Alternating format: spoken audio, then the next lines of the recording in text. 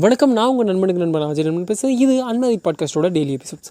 நான் அல்லது நாம் பண்ணக்கூடிய மிகப்பெரிய பிரச்சனை அல்லது மிகப்பெரிய தப்பு இதனால் வரக்கூடிய பின் விளைவுகள் என்ன அப்படின்னா, நம்ம ரிப்பீட்டடாக ஒரு விஷயத்தை ட்ரை பண்ணிகிட்டு இருக்கோம். அல்லது நமக்கு பிடிச்ச விஷயமோ பிடிக்காத விஷயமோ ஒரு காம்ப்ளிமெண்ட்டுக்காக ட்ரை பண்ணுறோம். ஃபார் எக்ஸாம்பிள், நான் ஒரு புக்கு எழுதுவேன். அந்த புக்கு 100 பேருக்கு செல் பண்ணணும் அப்படிங்கிறது என்னோட டார்கெட். என்னோட புக்கு 100 பேர் வாங்கிட்டாங்கன்னா அது சக்ஸஸ். அந்த புக்கு சக்ஸஸ் ஆகிடுச்சு அப்படிங்கிறது என்னோட டார்கெட்னா, அந்த 100 பேருக்கு 100 பேருக்கு கையில் அதை கொண்டு போய் சேர்க்கணும் அப்படிங்கிறது என்னோட டார்கெட்டாக இருக்கும் பட்சத்தில் அது தப்பு இல்லை. அது சக்ஸஸ் ஆகுதோ ஆகலையோ அது பிரச்சனை இல்லை. ஆனால் காம்ப்ளிமெண்ட் அப்படிங்கிற ஒரு விஷயத்துக்காக மட்டுமே நம்ம அந்த விஷயத்தை பண்ணுறோன்னா அது தப்பு. புரியலையா? இப்போ நான் அந்த புக்கை எழுதுனேன்ல, அது 100 பேர் வாங்கணும், அந்த 100 பேருக்கும் அதை பிடிச்சிருக்கணும்னு நினச்சி நான் அந்த புக்கை பப்ளிஷ் பண்ணுறது தப்பு இல்லை.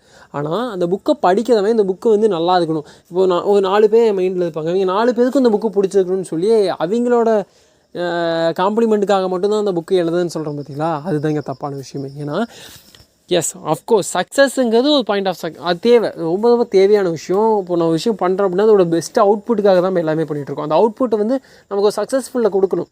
அடுத்து நம்மளோட அடுத்த ஸ்டேஜுக்காக நம்மளை புஷ் பண்ணணும். அதை தவிர நம்மளை டவுன்கிரேட் பண்ணிடக்கூடாது இல்லையா?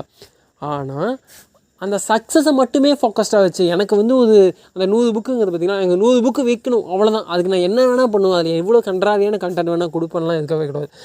அது என்ன ஐடியாலஜியில் இருக்க போகுது? அதனால் அந்த 100 பேர் வாங்குறாங்கல்ல, அதில் அந்த 100 பேருக்கு எங்கள் லைஃப்பில் என்ன மாற்றத்தை உருவாக்க போகுது, எங்கள் லைஃப்பில் என்ன இம்பேக்ட் உருவாக்க போகுதுங்கிறது தான் மெயின் கோராக இருக்கணும். அந்த கோரை நம்ம பர்ஃபெக்டாக நம்ம இருக்கோம் அப்படின்னாவே ஆட்டோமேட்டடாக அந்த 100 பேருங்கிறது 100 லட்சமாக பேரை கூட மாறல. பட் அது தேவை. அந்த 100 பிரதிகள் நம்ம விற்கணும், நம்மளோட லைஃப்க்கு அடுத்த கட்டத்துக்கு நம்ம போகணும், ஃபினான்ஷியல் சப்போர்ட் வேணும் அப்படிங்கிறதெல்லாம் கட்டாயமாக தேவையான விஷயம். பட் அது மட்டும்தான் ஃபோக்கஸ் பண்ண வேண்டிய விஷயமானா அங்கே தான் இருக்கக்கூடிய பிரச்சனையே. ஏன்னா நம்ம பல நேரங்களில் பண்ணக்கூடிய, அதுவும் நம்மளோட இனிஷியல் ஸ்டேஜில் நம்ம பண்ணக்கூடிய மிகப்பெரிய தப்பு என்ன அப்படின்னா, நான் கூட இன்னமும் கூட அப்படி இருக்குன்னு நினைக்கிறேன். ஏன்னா சில பேரை மட்டும் ஃபுல்ஃபில் பண்ணுறதுக்கு, அது எனக்கு ஃபுல்ஃபில் ஆகுதோ இல்லையோ, இந்த சில பேரை ஃபுல்ஃபில் பண்ணிடணும். ஏன்னா அவங்கள ஃபுல்ஃபில் பண்ணிடுச்சு அப்படின்னாவே அவங்களோட காம்ப்ளிமெண்ட் நம்மளை புஷ் பண்ணுங்க தான். காம்ப்ளிமெண்ட் நம்மளை புஷ் பண்ணவே பண்ணாது. அது எப்படின்னா நம்மளை நம்ம விஷயத்தை தொடர்ந்து ஓடிக்கிட்டே இருக்கிறதுக்கு அது உதவியாக இருக்கும்.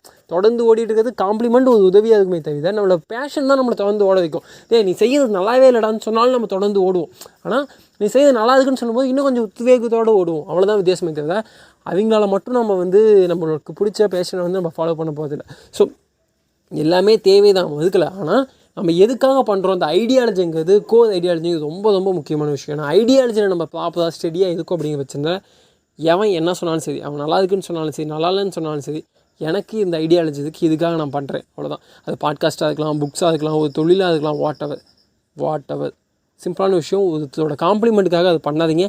கஸ்டமர் சாட்டிஸ்ஃபேக்ஷனாக நான் அதை பண்ணுறேன் அப்படின்னா தாராளமாக பண்ணுங்கள். கஸ்டமருக்காக நீங்கள் ஒரு பிஸ்னஸ் பண்ணிகிட்டு இருக்கீங்க, நான் கஸ்டமர் நாங்கள் சாட்டிஸ்ஃபை பண்ணோம், அது என்னோடய ஒரே இலக்குனா, கஸ்டமர் சாட்டிஸ்ஃபை பண்ணுறது ஒரு இலக்காக இருக்கலாம். ஆனால் அது மட்டுமே ஒரே இலக்காக நம்மளால் வச்சுருக்க முடியாது. நாளைக்கு நாமளும் பிஸ்னஸை க்ரோத் பண்ண வேண்டியது இருக்கும். ஸோ நான் ஒன்றும் பிஸ்னஸ் மேனேஜ்மெண்ட் படித்தோம்னால பட் சொல்கிறேன், நம்ம பண்ணுற பெரிய தப்புகளில் இதுவும் ஒரு தப்பு.